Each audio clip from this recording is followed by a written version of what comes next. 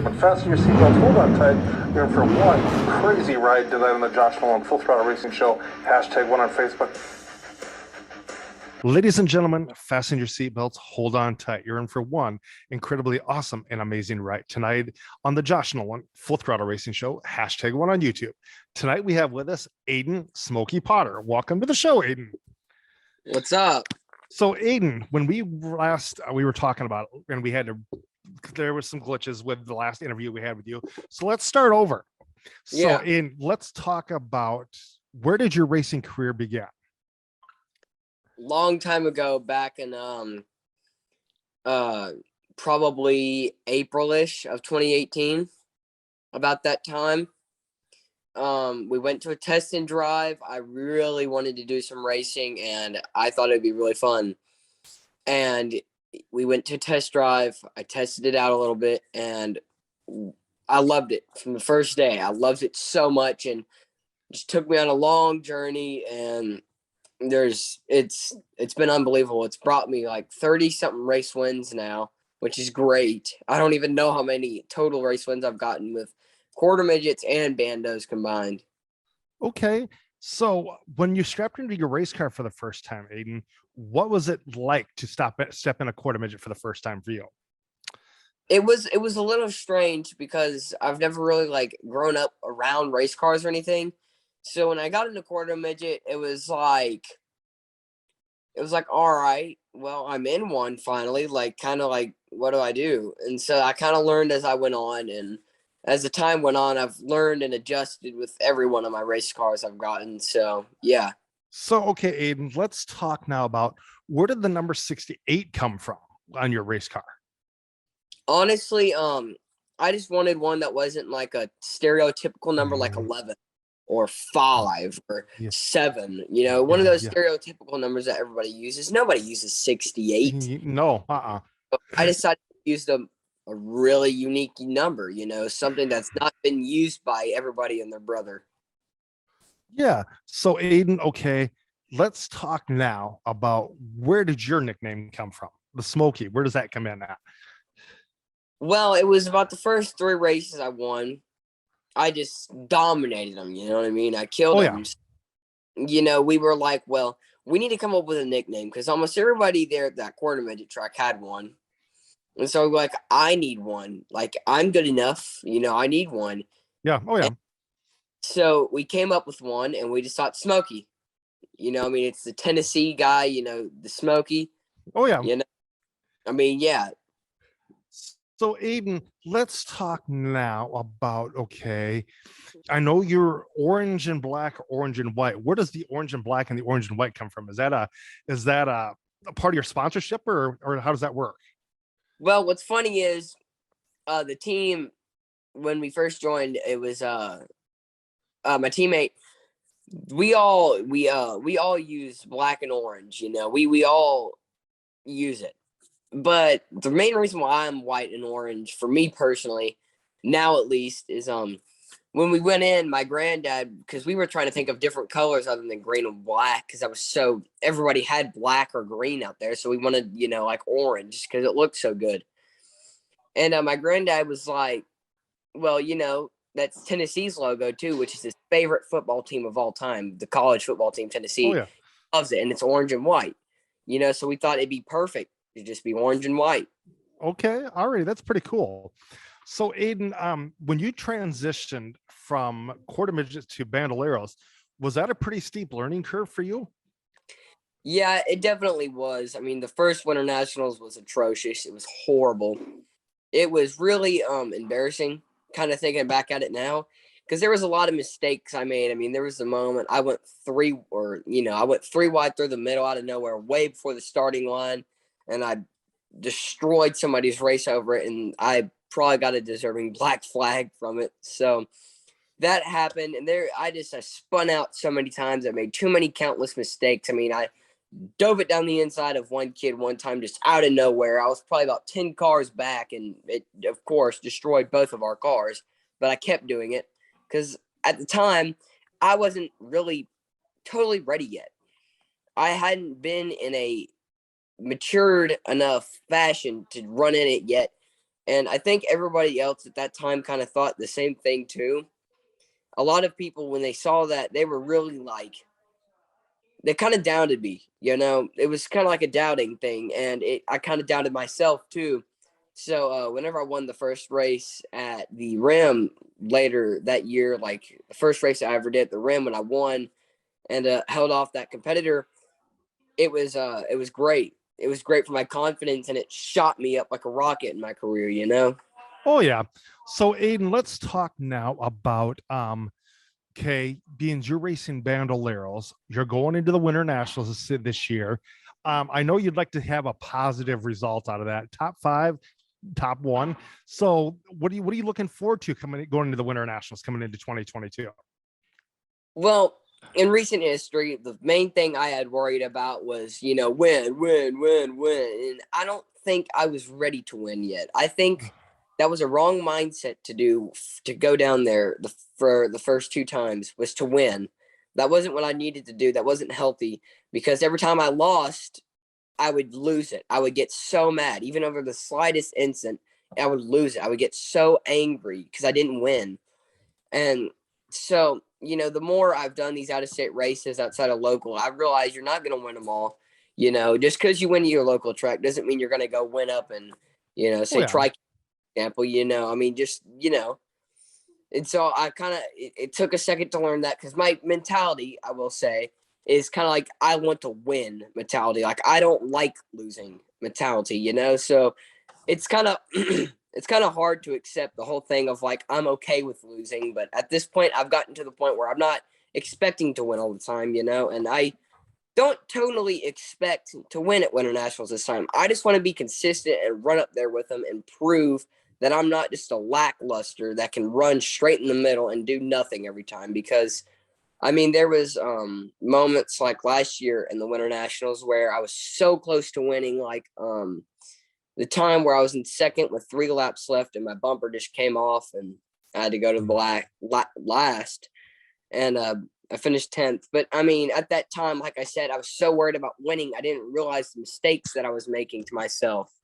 So hopefully now with this more healthier mindset towards myself, hopefully I can go down there and perform a little bit better. And at least this time, like you said, I don't want to necessarily, just dominate or just not win at all. Like, I'm totally fine with just running in the top 5 every race. That's all I want. It's just to be consistent, because consistency wins, Okay, that's pretty awesome, Aidan, that you're looking at it that way. So Yeah. Aidan, let's talk about your successes. How much success have you had as a race car driver leading up into the 2022 season? Well, in quarter midgets, I guess, for my first 2 years, it was really impressive, but I think going into bandos, I was going to show how I was really going to go. And personally, for me, 2020 was a learning experience. Despite all the stuff I was put under, all the pressure I was shoved under, it was a learning experience. 2020 was a whole year. And 2021, the first little bit of it was, but once I got past that, I realized to myself, I'm not learning this anymore. I've learned all I need to learn. Of course, the whole maturity thing, I needed to mature a lot more. But, I had matured racing wise a little bit. I was getting a little bit better where, like the start of 2021, I would go for dumb spots out of nowhere, which towards the end, I realized that it's only going to backlash against you. You're going to be the main fault of everything that happens in it. And I will agree, some of those, on the earlier part of the season, 2021, were my fault. That was a stupid move. Watching back on them now just kind of makes me cringe. But yeah, and I think 2021, it was my outbreak year in bandos. It really was. It was such a great year. And there was moments where, like, in Charlotte, when there was that big restart pile up, I had to learn how to keep my cool and not lose it, because there was moments during that race I was so ready to snap. And, like whenever I got out of the car, when I parked it in the infield, there's the picture of me with my head pointing down at the ground with my helmet. And that whole time I'm thinking to myself, don't freak out, don't freak out, don't freak out. You're in the biggest billboard of all of North Carolina right now. So don't freak out because everybody's looking right at you right now. Yeah. So Aidan, let's talk now about, okay, let's talk a little bit about your teammate, Boston Oliver. Is he related to you, or are you just friends with Boston?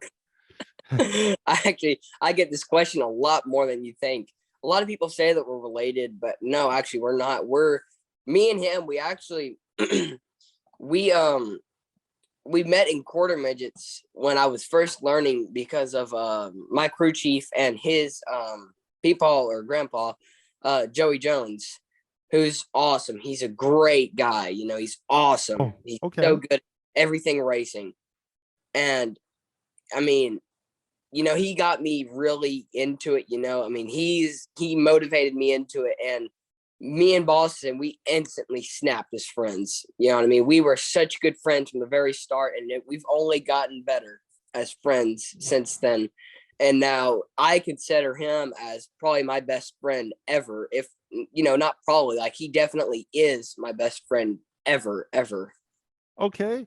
So Aidan, let's talk about your 5-year plan with the racing. Where do you want to go with your career in 5 years?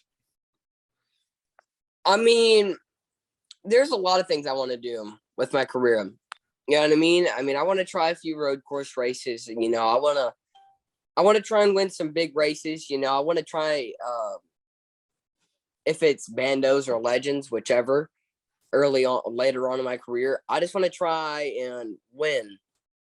Something, because, well, yeah, winning at the local is awesome. I think winning at some tracks like Charlotte really boosts your name to starting to be like talked about. Yeah. So Aidan, let's talk about your 10-year plan with the racing. Where do you want to see yourself in 10 years? There's a few places I want to see myself in 10 years. There's I really want to try and get into like the open wheelish series. Okay. I actually recently have really been in a debate about is if I want to go into NASCAR or any kind of road course series or just an open wheel series, because, I don't know. It's just like something I've been thinking about recently. And I think that's kind of what I kind of want to go to in later on. So are you kind of like would you kind of want to lean towards IndyCar more, or?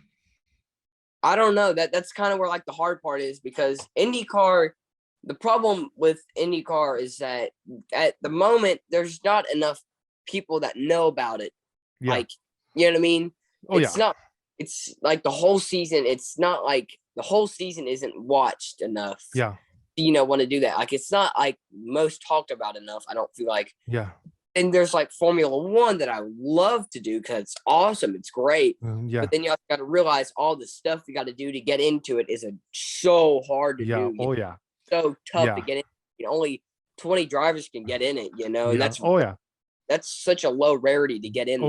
Yeah, definitely.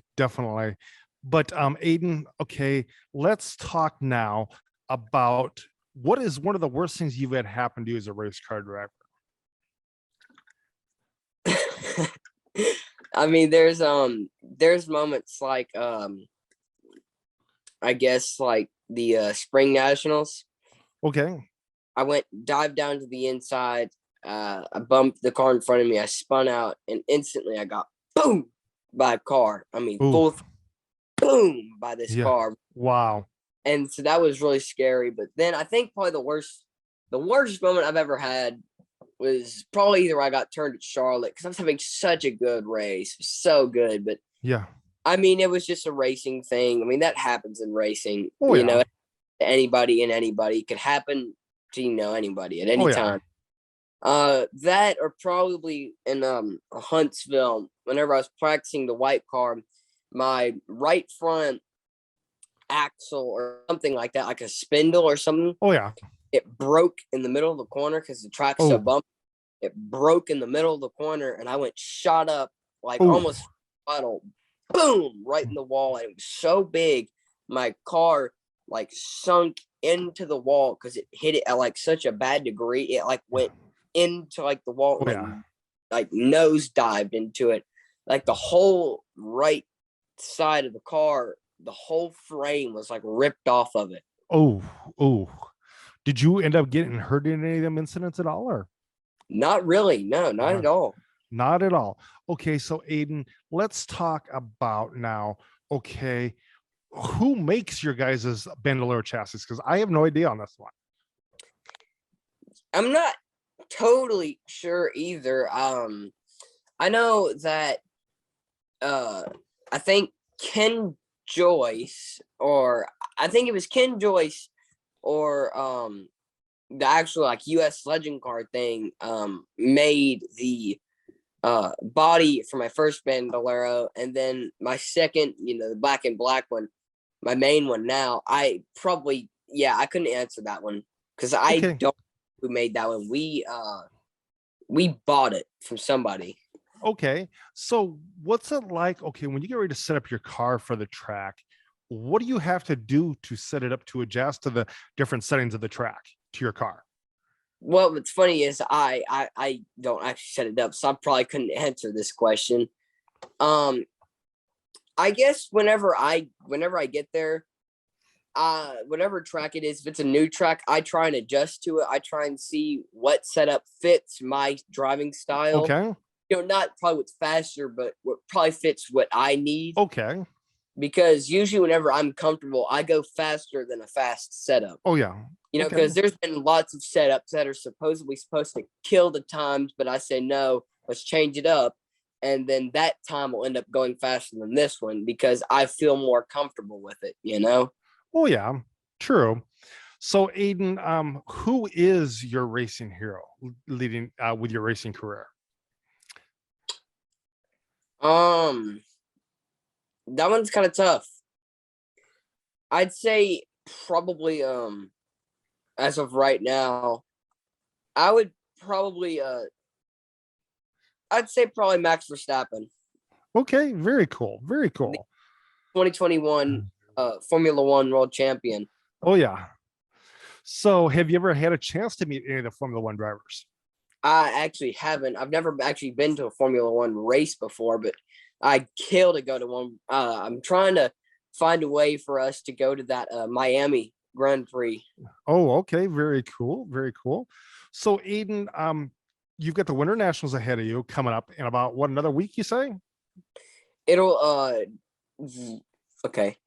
It'll be not that, it won't be the next week, but it'll be the next. We'll be Okay, that so in a couple of weeks.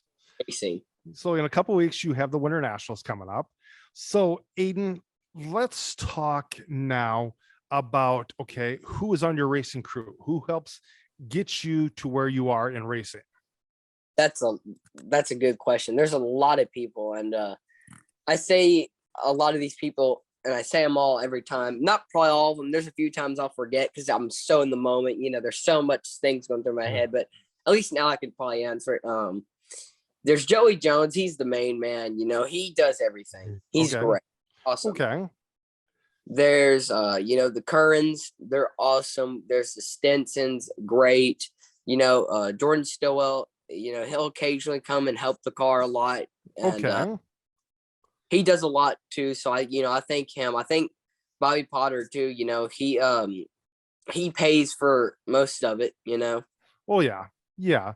So Aidan, okay, now let's talk about, okay, who do you all have for sponsors on your car? Because I know you have Potter Construction. So what else do you have for sponsors on your car?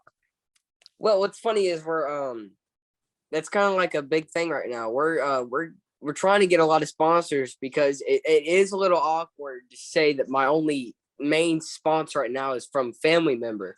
Yeah. Because it'll be like, that's funny is the Potter Brothers Construction, is that like a different person with like a coincidental like last name as yours? I'm like, no, it's actually my granddad. Like, oh, okay. Yeah. So there'll be times that's like a little embarrassing. Okay. Obviously. I mean, that's all you need really, because he puts a lot of money into it, him and Oh, yeah. Oh, yeah. So, being you're looking for sponsors, I'd like to help you out a little bit here. If there's anybody out here going to be watching this racing show with me and Aidan Smokey Potter, and you want to help him sponsor his racing team, get a hold of Aidan Smokey Potter or his mom Kelly or that racing team, because they'd appreciate the sponsorship on Aidan's race car as he gets further into his racing career. So, Aidan, let's talk about when you're at a racetrack, which do you prefer, oval or road course better? Well, I've actually never raced on a road course before, so really as of right now, I prefer oval, but I really want to try out a road course. I really want to try one out. Okay, you want to try a road course out. Okay, that's pretty awesome. So, Aidan, and you said oval racing is what you like right now. So yes, you got a lot of room to move and pass cars on the oval tracks, which is pretty cool. Yeah. So, Aidan, let's talk about what helps get you focused to get into that race car now. Well, probably my main focus is I don't really know. It's kind of weird, my focus. I mean, personally, my main focus is just kind of I like being quiet, whenever I'm getting in there, for example, when I'm at the racetrack, I have a little bit of fun, I have my little bit of fun, but when it comes time to get in the car, I like to quiet myself down. I tell everybody, all right, chill out a little bit with me, Okay. Well, I don't tell everybody that, but somebody's talk to me too much. I'm like, hey, chill out. Let me focus for a second, Yeah. Oh yeah. Sometimes if I'm in the car, right before a race, say I have a bad qualifying, I like to just make myself so mad. So I go out there and I go straight to the front, Okay. Because that's kind of, sorry. Go ahead. That's kind of how I fuel myself. Just kind of my fingers. So if I'm in the lead of a race and I get sent to the back, I'm probably so mad at the point I'm going to go from last probably to about fifth, Okay. Not fifth, but probably from first to last to second within just a few laps. Okay. So, Aidan, do you have a particular song that you listen to on your iPod or anything like that to kind of get you psyched up to go in that race car? There isn't really a song that gets me perked up, because at the moment I'm really just filling my head with lots of these thoughts, to kind of get me focused. But no, not really. I mean, I guess there is Don't Fear the Reaper. Okay. Oh, yeah, you're back. Yeah. There's Don't Fear the Reaper by Blue Oyster Cult that that sometimes gets me perked up. Okay. So, Aidan, who are some of your friends at the racetrack now? That's funny. I mean, there's a lot of people that know me there, and there's a lot of people that, they occasionally in some races they'll get fed up with how I drive. There's a lot of people that get really fed up with how I drive, and I will say I used to not be probably the cleanest driver ever, and there's some moments where I'm probably not the most fair one or the most non-mistakeful. There'll be moments where I hey man, I've been behind you for too long, I gotta find a way around you, and there's only one way, and that's your bumper. I'm sorry, buddy. Yeah. But yeah, I have a few friends. I mean, obviously Boston and Courtney Curran. I have Ethan Stinson, all the people on my team, obviously. And then there's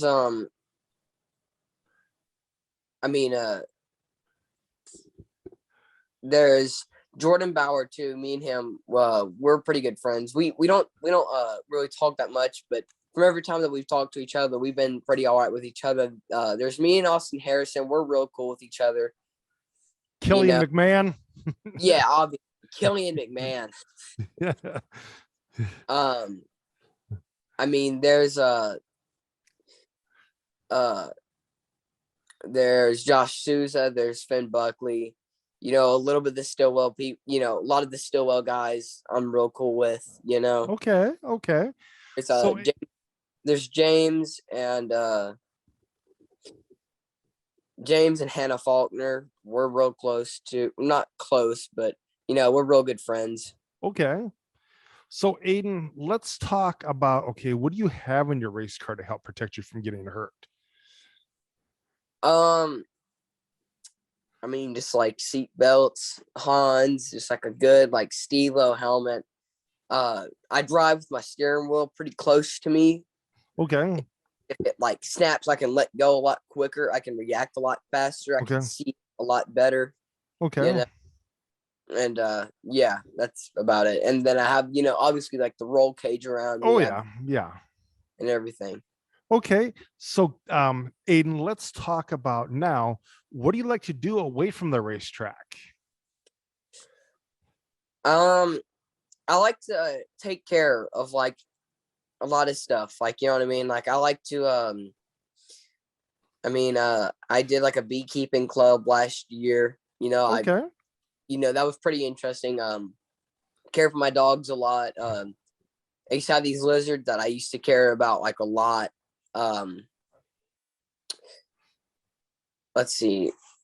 What else do I do outside of the racetrack? I don't really know.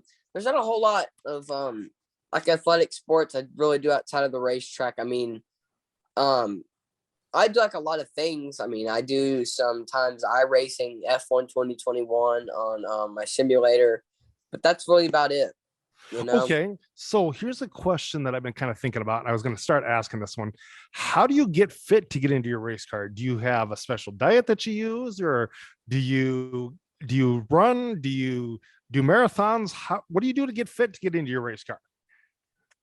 I don't really know. I've never gotten this question, so I'm not really prepared for this one. I don't really know. I don't really do much exercise, and obviously I'm a little bit scrawny, and I'm trying to, change that because I'm trying to work out.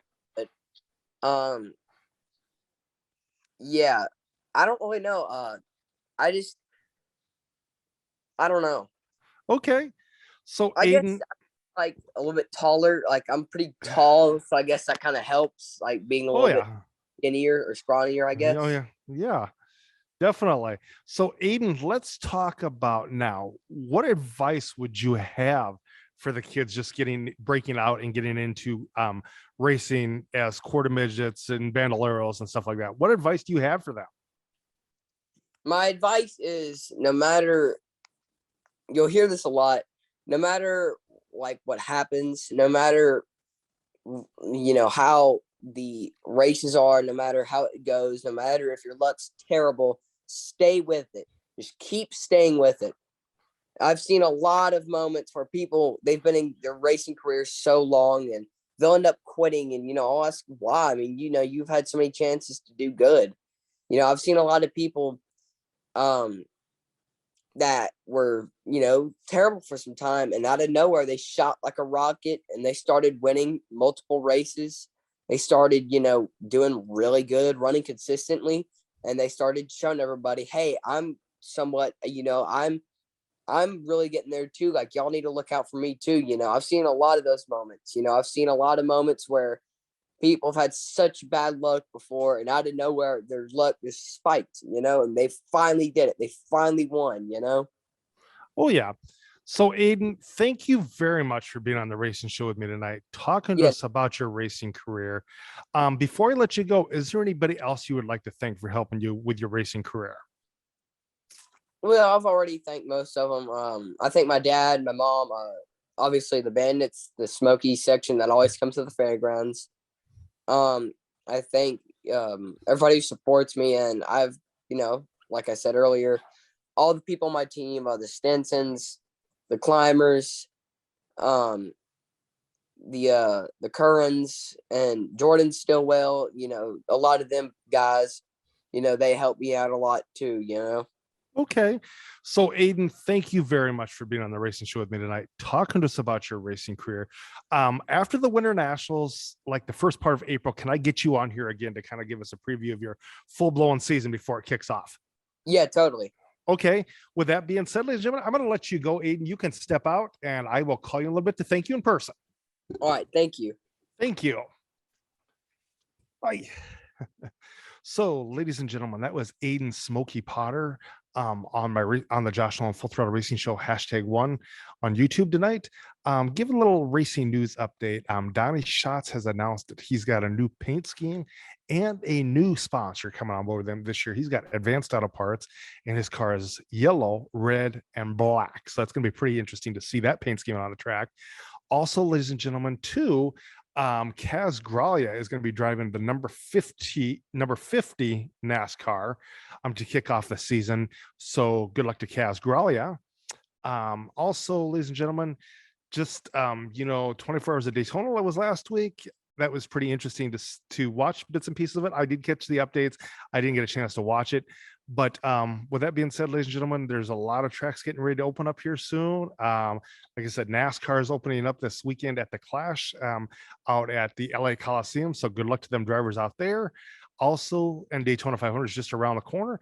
Also, NHRA drag racing is getting ready to kick off here in Pomona, coming up here in about another week or so. And then coming up latter part of March, beginning of April, you've got the IndyCar season getting ready to kick off too.